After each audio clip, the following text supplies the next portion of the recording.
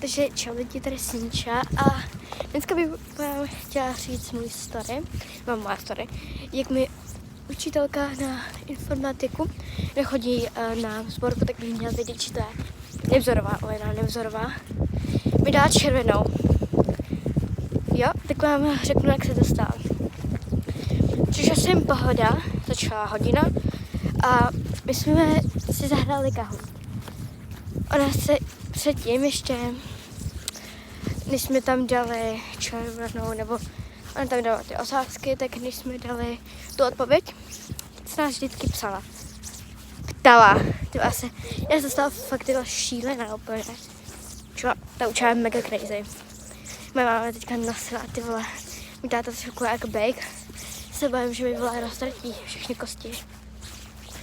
No. A ona byla to na mě. Já jsem nevěděla, že to. Protože nemusím vědět všechno, než jsem lídr, jo. Takže se ptala se mě. A já úplně, paní Čelko, já nevím. A ona úplně, takže dostaneš poznámku, jo? Jsi červenou? Takže tam píšu, jo? A pak dostala ještě moje kamarádka Betty Morrisová. Kvůli tomu, že se prý vyjádřila prostě, protože ona tam dala špatnou odpověď. Ona, jak ty vole. A to učitelka, takže on ti to taky napsat červenou, protože se vyjadřuješ prostě. Ona se ještě omlouvala, ty vole. Ona to tam prostě napíše, podle mě, já fakt nevím, to učí ještě crazy.